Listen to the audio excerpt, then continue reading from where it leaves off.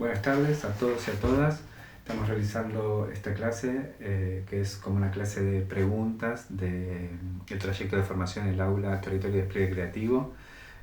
Preguntas que han surgido a través de los espacios de consulta del campus y también del ejercicio del eje 2, donde preguntas que no podían ser respondidas con el material.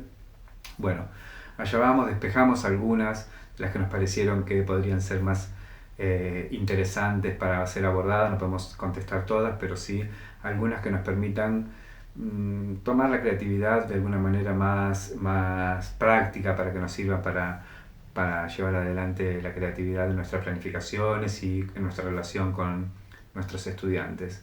Bueno, empecemos. Algunas de las preguntas. ¿Todos los seres humanos necesitamos ser creativos? La necesidad de ser creativo tiene que ver con la evolución. Para evolucionar, la raza necesita ser creativo, necesita inventar cosas nuevas, porque los desafíos que se le presentan son nuevos, y a medida que se le van presentando desafíos nuevos, necesita herramientas creativas para crear soluciones a esas dificultades, a esos desafíos, a esos problemas que le presenta la evolución.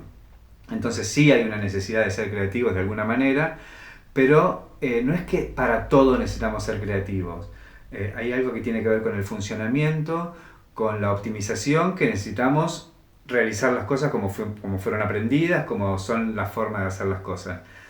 ¿Qué pasa si no somos creativos? Si no somos creativos, resolvemos nuestros problemas, nuestras dificultades, como ya fueron resueltas. Entonces empezamos a vivir dentro de una normalidad. Hacemos todo como la norma lo indica. En cuanto nosotros nos salimos de la norma, empezamos a ser creativos, porque no estamos resolviendo nuestros problemas, resolviendo nuestros desafíos como ya fueron impuestos de alguna manera. Tenemos que pensar que cuando hay una norma, alguien la creó. Y cuando esa norma fue creada, fue porque a alguien le convenía. Entonces nosotros podemos seguir esa línea de trabajar a partir de las normalidades que están en el sistema, pero también podemos hacer las cosas cuando no nos satisface de una manera diferente, o cuando no encontramos los resultados que estamos buscando. Ahí sí necesitamos ser creativos. Otra pregunta: ¿por qué el cerebro de los niños es más creativo si en realidad lo que se necesita es un amplio repertorio para generar ideas nuevas o con valor, y el niño no tiene mucho conocimiento? Perfecta la pregunta, excelente. Es verdad. Cuando nosotros decimos que los niños son más creativos, la capacidad que tienen los niños es que todavía no fueron creadas las categorías dentro del cerebro.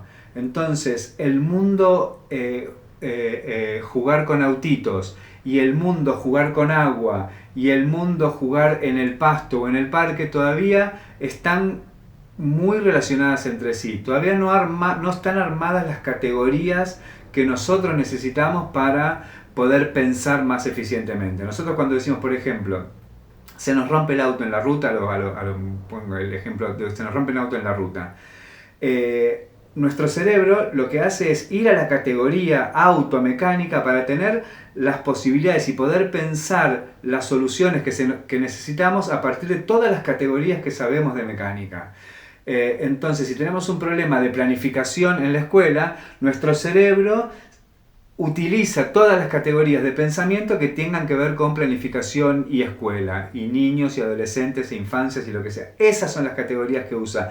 Es difícil que ese cerebro utilice categorías de la mecánica, o categorías de la cocina, o categorías de otro saber para resolver alguna situación de la categoría planificación. ¿Se entiende? Entonces, por eso es que los niños son más creativos, porque todavía no tienen armados esos bloques que son necesarios para poder nosotros pensar más eficientemente para resolver una tarea. Siempre resolviéndolo dentro de los patrones que ya conocemos. Entonces nuestro cerebro actúa con la categoría mecánica, actúa con la categoría cocina o con la categoría planificación. Para ser creativos, lo que tenemos que hacer es mezclar esas categorías. Ahí es donde se dice que los niños son más creativos, porque todavía no tienen esas categorías tan fijas. ¿A qué factores se atribuye la pérdida de creatividad con el paso del tiempo? Bueno, justamente por eso, porque vamos conformando categorías más fijas, esos cubos de hielo que son más difíciles de derretir, donde la optimización, la productividad empieza a tener un peso más fuerte. Entonces, para para ser más productivo y para ser más eficiente, necesitamos que esos cubos cada vez sean mejor la forma en que se hace y entonces no mezclamos de otras categorías, nos mantenemos cada vez en categorías más cerradas para ser más eficientes. Además de que hay otro problema del déficit de atención, entonces estamos atravesando un problema de déficit de atención, entonces justamente menos creatividad para poder ser más productivos, más funcionales, necesitamos cerrar nuestras categorías de pensamiento. Ahí nos pregunta, o alguien que coloca si el factor recursos, herramientas, materiales limita muchas veces y nos juega en contra para llevar a cabo la creatividad. Bien, sí, obviamente, menos recursos, menos posibilidades, menos herramientas. Eso es a la hora de poner en práctica nuestras ideas creativas. Nuestras ideas no tienen recursos. Cuando nosotros estamos en la etapa de preparación o en la etapa de generación de ideas, ahí no están los recursos condicionándonos. Nosotros podemos tener miles de ideas creativas. Después vamos a la etapa de verificación, donde vemos si podemos realizar esa idea creativa, si la podemos realizar ahora o si necesitamos conseguir más recursos. Ahí viene una etapa de evaluación donde usamos el pensamiento, no usamos el pensamiento divergente, sino que usamos el pensamiento convergente para ver qué necesitamos para llevar adelante nuestra idea. Pero en la etapa de ser creativo, en la etapa de generar ideas, ahí los recursos en teoría no nos tendrían por qué limitar. Y es cuanto menos recursos tenemos, es que necesitamos ser más creativos. A ver, con esos pocos recursos que tenemos, ¿cómo podemos combinarlos para generar una idea que resuelva nuestro problema, que resuelva nuestro desafío? Por un lado, sí, la limitación de recursos limita la posibilidad de poner en práctica nuestras ideas creativas, pero por otro lado, menos recursos nos dan la posibilidad la creatividad nos da la posibilidad, a partir de pocos recursos, de generar una idea creativa que solucione nuestro problema, si no, realmente no lo podríamos solucionar. ¿Existen más pilares de la creatividad, además de los mencionados en el video? Sí, obvio, seguramente. Todos los pilares que encuentren para ser más creativos. No se trata de que estos 4 pilares de la creatividad son los únicos. Son los que nos sirven, son los que, pensando en los pilares de la educación para el siglo XXI de la UNESCO, nos sirven hoy para poder potenciar nuestra creatividad, para trabajar esos pilares. Estos seguro sirven como pilares. Puede haber otros, sí, obviamente puede haber otros, si los encontrás y te sirven y no sirven como para pensar como pilares de la creatividad, bienvenidos sean. Las personas con capacidades neurodivergentes pueden ser creativos. No tengo la menor idea, no sé de neurodivergencia, podría investigar, me interesa, lo voy a investigar. Las etapas del proceso creativo pueden darse de forma no lineal. Las etapas del proceso creativo pueden darse de forma no lineal, pero pueden obviarse alguna de ellas y aún así llegar a ideas innovadoras. Yo creo que sí.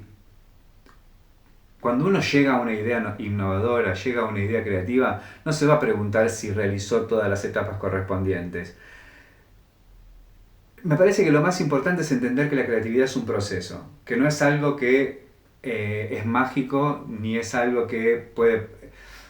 Nosotros, para ser creativos, necesitamos tener una preparación, conocer nuestro desafío creativo, llenarnos de un repertorio, empezar a investigar sobre cuáles son las características de nuestro desafío creativo, sumar a nuestro desafío creativo un repertorio amplio que tengamos para otra cosa, jugar con las ideas que empiezan a estar dando vuelta a partir de nuestro desafío creativo. Podemos usar técnicas de creatividad, nos sirven para generar ideas, para despejar el problema, y después, bueno, la idea tiene que aparecer, hay algo que tiene que surgir, tiene que nacer. Nosotros creemos que a partir de ejercitar los pilares de la creatividad, de entender cómo es el proceso creativo, la idea va a surgir mejor, va a surgir más fácilmente, vamos a tener una capacidad creativa más amplia. Ahora, nosotros no podemos prever si la etapa de preparación fue hecha correctamente, si la etapa de ocio, de distanciarse del problema, fue lo suficientemente larga, quizás estás bañándote, se te ocurre la idea y ya está, es eso, y después tenés que ir a la etapa de verificación para ver si la podés poner en práctica. Se pueden saltar ideas, también vos podés decir, bueno, se fue muy rápida esta etapa. No tenemos, las etapas nos tienen que servir para poder entender cómo es el proceso creativo. Después, a la hora de crear, a la hora de solucionar un problema, bueno, juguemos con todos estos pilares que tenemos sobre el proceso, cómo funciona el proceso, volver a la preparación, volver a la incubación, volver a generar ideas, volver a incubar, hasta que estemos conformes con la idea que necesitamos para resolver nuestro problema. No se olviden que las ideas sirven para resolver problemas, para resolver desafíos. Y resolver desafíos cuando las respuestas a esa resolución no nos está convenciendo. ¿Por qué necesitamos una idea nueva? Para no estar en una normalización que no nos satisface o que no cumple nuestros requisitos. ¿Es negativo tener atención selectiva? Excelente pregunta. No, para nada. Necesitamos tener atención selectiva. Hay algo que, no sé si alguna vez a ustedes les pasó, por ejemplo, en un periodo cuando yo fui papá, empezás a ver mujeres embarazadas por todos lados y empezás a ver cochecitos, porque tu cerebro selecciona eso para prestarle atención. No es que no están los cochecitos, no es que no hay embarazadas. Cuando estás buscando un auto, estás buscando una camioneta que te sirva para ahí y empezás a ver más camionetas de las que veías antes. Bueno, nuestra atención selecciona dónde poner el foco. Pero es sumamente necesario tener atención selectiva, porque si vos estás buscando un auto y querés ver las capacidades de un auto, bueno, tenés que ver cómo funcionan esos autos, no te interesa ver tanto otra cosa. Tu cerebro funciona con una selección de atención porque es eso lo que tu cerebro está buscando. Lo mismo para resolver un problema. Cuando tenés un desafío, bueno, tu cerebro se enfoca en tratar de acopiar información para resolver ese desafío. Lo que pasa es que si vos tenés un problema de planificación y solo acopias información de planificación, que sí vale, sí tenés que en el momento de preparación tenés que acopiar información sobre preparación, siempre vas a estar dando vueltas sobre formas de resolverlo que ya existen, porque son eso lo que estás investigando. No puedes investigar sobre cosas que no existen. Entonces, cuando vos ampliás tu repertorio y a todo lo que ya investigaste sobre planificaciones le agregás alguna cosa de cocina o algún funcionamiento de la mecánica o algún funcionamiento de algún deporte, ahí decís, podría ser así entonces.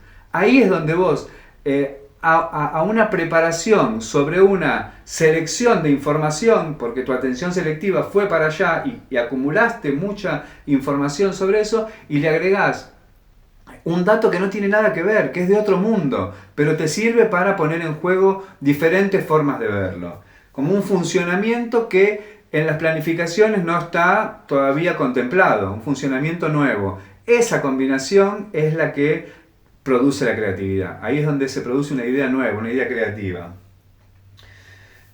¿Por qué son 4 los pilares de educación y no 5? Ya creo que lo dijimos, pueden ser muchos más, ¿no? Estos son 4, nos sirven para pensar la creatividad de una manera,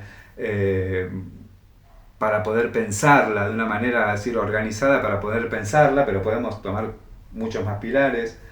¿De qué manera puede darse un punto de atención sin descuidar los sucesos que se dan en simultáneo? Muy buena pregunta. No nos olvidemos que utilizamos el 2% del cerebro. Podemos tener atención en varias cosas. Tenemos una atención direccionada para algo y estamos también prestando atención a otras cosas. Eso es muy cansador para el cerebro, porque lo que hace el cerebro no puede prestar atención a 2 cosas al mismo tiempo, por lo menos por lo que estudié, sino que lo que hace son rápidos multitasking, o sea, una cosa y la otra, una cosa y la otra, una cosa y la otra, una cosa y la otra. Entonces eso cansa, pero sí podemos estar prestando atención y estamos en otros lados también, pero es como que el cerebro va y viene, va y viene, va y viene, no está en los 2 lugares al mismo tiempo, con atención y foco. Nosotros podemos, de alguna manera, utilizamos nuestro cerebro para respirar. Yo, por ejemplo, ahora, para mover las manos, no estoy pensando no tengo atención, foco en cómo muevo las manos. Sin embargo, el cerebro está actuando sobre el movimiento de las manos. Yo estoy pensando en cómo componer una idea lo más clara posible para transmitir en un video. Perfecto. Hay millones de cosas que se me están escapando. En este momento ahora estoy prestando atención no solo a las manos, sino a esto que estoy tratando. Bueno, usamos el 2%. Hacer eso todo el tiempo, prestarle atención a muchas cosas a la vez, cansa mucho. Utilizamos el 2%, se puede, pero si estamos demasiado enfocados, vamos perdiendo atención y foco sobre otras cosas. Eso es lo que muestra el video de los pases de las pelotas de básquet. Pasa, yo realmente la primera vez que lo vi, no lo vi, al orangután, al mono, pasó, hace así, después lo ves y si no lo puedes creer, cómo el mono pasa, se detiene, se mueve y sigue. Claro, una vez que lo ves no puedes dejar de verlo y no puedes entender cómo no lo viste.